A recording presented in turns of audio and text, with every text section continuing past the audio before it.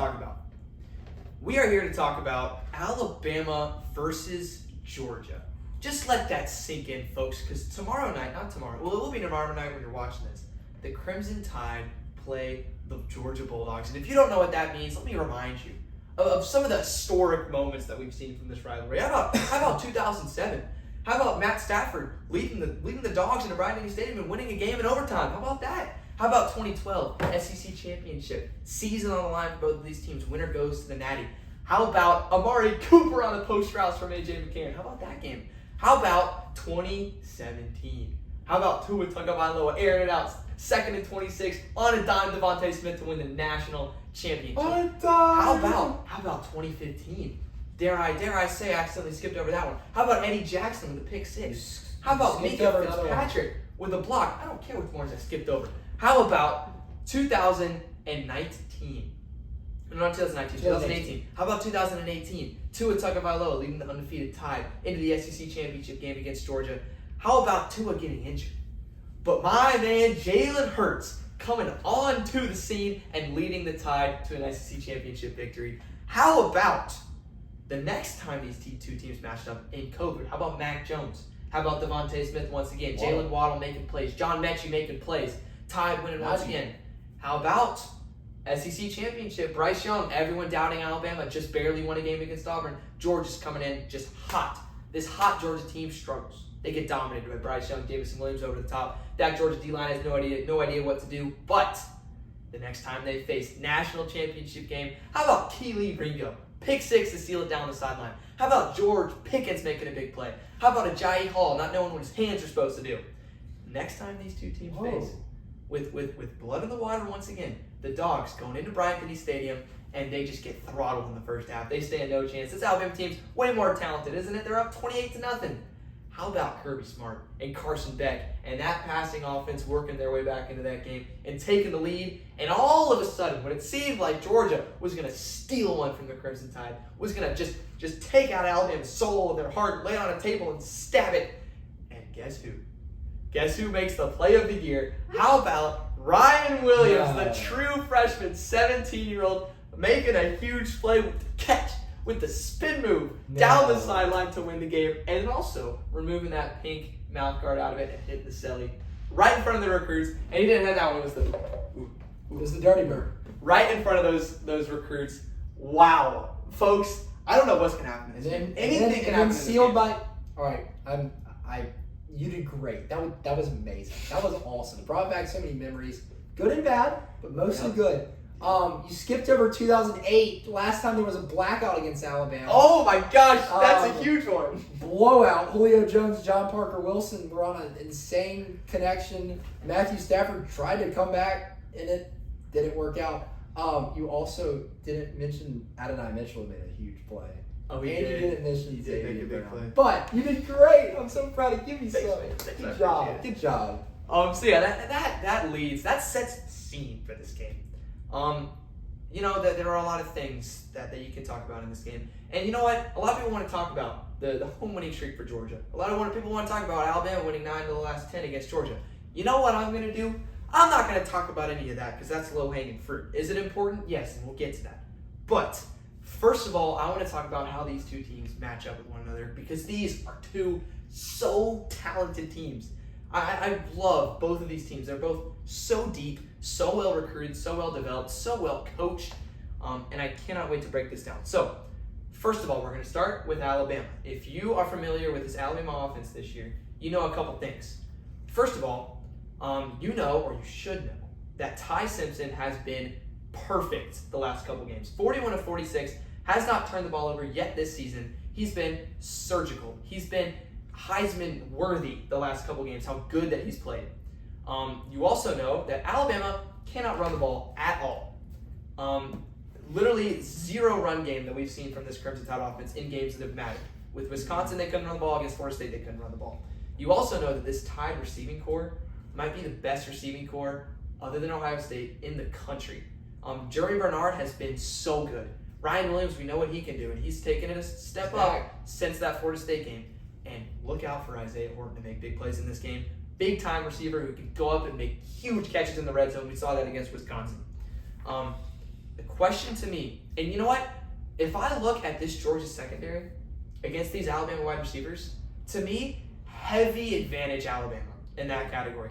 Because I watched the Tennessee game. Y'all know I watched the Tennessee game because that was an awesome game.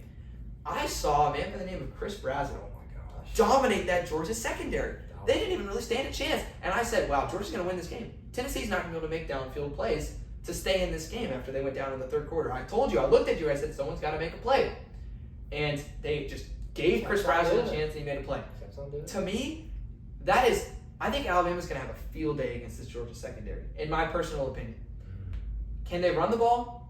In my opinion, no way. There's no way that Alabama's going to be able to run the ball in this game. I know Jay Miller's coming back. Big deal. Alabama's number one tailback returning from injury in this game. I still don't think they're going to magically find their run game against Georgia. I don't think that Alabama is going to run the ball, but I think they make huge plays in the passing game. Okay. I think it only makes sense that they're going to make big plays in the passing game. Other side of the ball, I think, once again, huge matchup is between these Georgia wide receivers and these Alabama corners. Mm-hmm. We saw that a lot in last year's game. Carson Beck gave their receivers a lot of chances, whether it was Colby Young or Arian Stewart, Arian Smith, or Dylan Bell, or whoever it was, whomever, rather. I think that we're going to see the exact same strategy from Georgia that we saw in that game and the Tennessee game. If you don't remember, Gunnar Stockton made a lot of huge throws to his receivers one-on-one early and late in that game. That sort of was the foundation of their offense. I think this game is really fascinating. I think that it could go really either which way because of how much talent is on this team. If I'm looking at it in a vacuum, if this is a neutral site game and I'm just looking at one team versus the other team, strip their uniforms, well, not strip their uniforms, if I'm not looking at the logos, I think Alabama matches up better. I think Alabama's receivers are the X factor in this game. I think the lack of Ernest Green is huge. Georgia's without their best offensive lineman. Doubtful. I think Alabama's defensive line stops the run enough. And I would pick Alabama to win this game. But now we're returning to what I was talking about at the beginning of the segment. First of all, no disrespect to Kalen Deboer. Amazing in big games. Undefeated against Kirby Smart, Steve Sarkisian, and Dan Lanning. That's no easy thing to do. But Georgia has not lost a home game since 2019. And Alabama has been terrible on the road under Kalen Deboer. If I'm going to be proven wrong, it is not by picking against Georgia at home. It is not by picking Alabama going on the road. I'm picking Georgia in this game. Not because I think that they're a better team or they match up better, but because I cannot be proven wrong by picking Alabama in this game. I am riding with the Bulldogs. I am cheering my heart out for Alabama, being an Alabama fan. But from an objective standpoint, I have to pick the Georgia Bulldogs to win this football game. It pains me to do, but I'm doing it. The only home team that I've picked all of this entire week is the team that's going against my team, which is fascinating. It's weird to pick Auburn and Georgia in the same week, but I'm doing it. I'm taking the Dogs. You're not going to hear me say go Dogs, but I'm taking the Dogs. All right. I always hate picking a game like this where Alabama's playing. It's a game I'm going to be very, very intently watching. I care a lot about this game. I think there's a lot at stake. You have the opportunity to not erase, but settle some talkers down who are talking about that FSU game a lot. And what an opportunity that is. I think there's some fans that are like, God, we got to play Georgia again. I'm looking at it as you have an opportunity to go in to Athens. Yeah, it's going to be stressful. You have an opportunity to go into Athens, erase a large amount of what happened in Tallahassee. I was there, it sucked. And you have an opportunity to erase that and change everybody's mindset about you.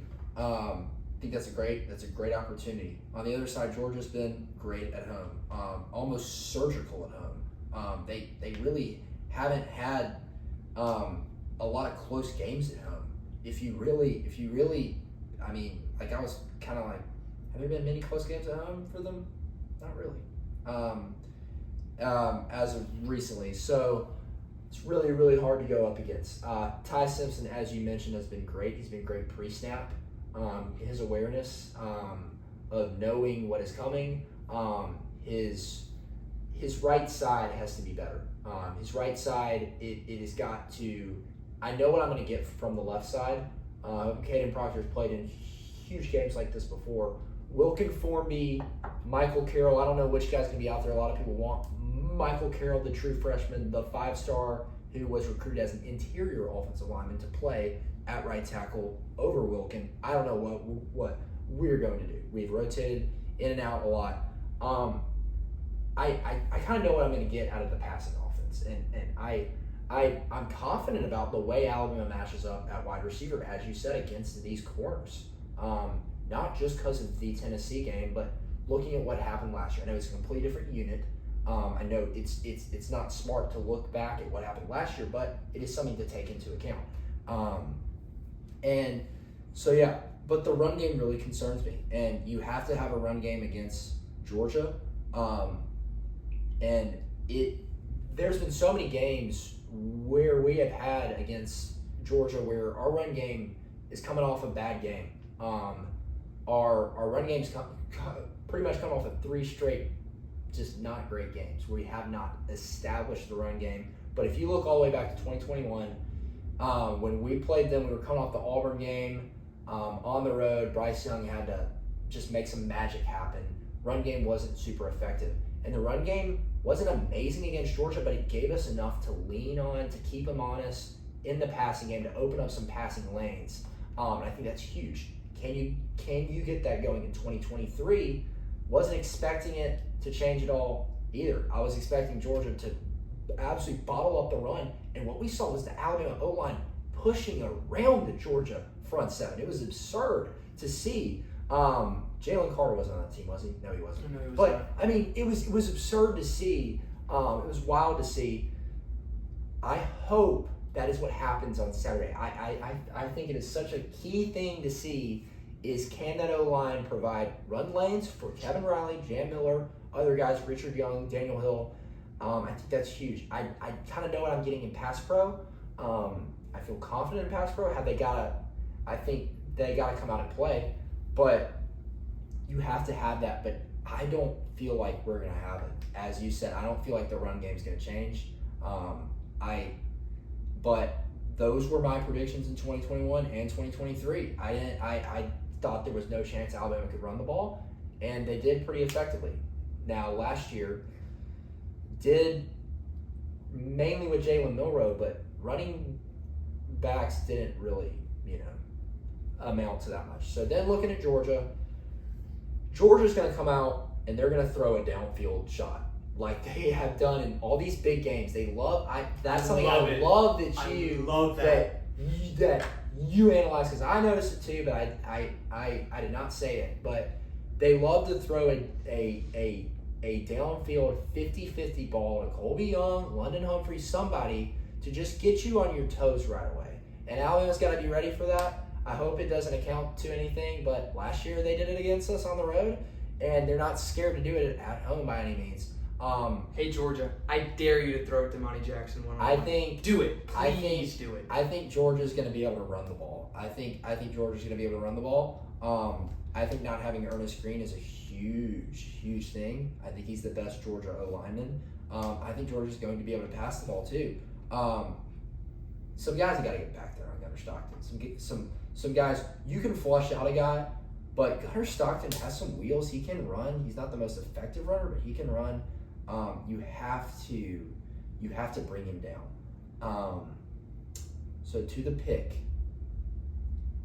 I hate this. I hate having to pick because I'm splitting hairs totally, and I already don't like picking Alabama or picking against Alabama, but I'm going to pick against Alabama. I'm going to go Georgia. I think there's too many question marks with Alabama. We have not been good on the road recently. Last good road game was at LSU. And yeah, that's just not good. We got to be way more disciplined. Can't have the penalties. So yeah, I'm gonna go Georgia. I hope it's not Georgia, but I'm as well going to go with the Georgia Bulldogs. And who would have guessed that we would both pick Georgia? I thought you were for sure going with Alabama. Yeah. But none of y'all obviously remember this because we didn't do a podcast last year, but we are experts. You might not look at us and say, well, these guys are just sophomores in college sitting on their couches talking about college football. We are experts. We have seals that we hang on our walls that we are experts in college football. Last year, our expert opinion, at least my expert opinion on this game was when Georgia was coming into Bryant-Denny Stadium last year, I said to myself, you know what? This game's going to be low scoring. I haven't seen much from these offenses yet. I think it's going to be low scoring. I think Georgia's going to win it in the red zone. I think they're great in the red zone. I don't see Carson Beck turning the ball over very much. I think he's a very safe, very good quarterback. And honestly, Ryan Williams has been great so far. He was great against Western Kentucky, great against Wisconsin. Kirby Smart's so great at eliminating wide receivers. I think Ryan Williams is going to be a non-factor. Yeah. That's what I said going into last year's game. And who would have guessed? Carson Beck threw 3 interceptions. Georgia was not great in the red zone. Yeah. And Alabama literally won the game because of Ryan Williams. I mean, this was the game that was circled, that Georgia circled, and they said we can be as physical as we want against Ryan Williams. We can put his helmet in the dirt, and they just, dude, he was like a ghost, is what Kirby said after. Kirby's like, he was like a ghost. He was just running around, and I had Bama in that game, but it's gonna be something. We're gonna be wrong about something. Some upset's gonna happen. Something crazy's gonna happen. We're gonna have a video out talking about it. We may do one Sunday, I guess. Are you gonna do an instant recap? Yeah, I'll try and do, if I can pull this off, it'll be awesome. I'll try and do an instant reactions tomorrow night. I'll be in Athens. I don't know where it'll be. If I can somehow do it outside with Stanford Stadium in the background, that would be the best I could do, but I don't know if I'll be able to. No promises. We'll have to see what happens. There might be another special guest on that show as well, who is also a certified expert in college football. We'll have to see. I haven't really arranged that yet, but stay tuned for that. Just a marathon of an episode tonight. So much to get to. Sorry, we got to it all. Sorry. I'm gonna cut it up into a little bit of pieces that you can watch specifically on YouTube, and then Spotify does it for me, which is really nice. Their AI is very great over there.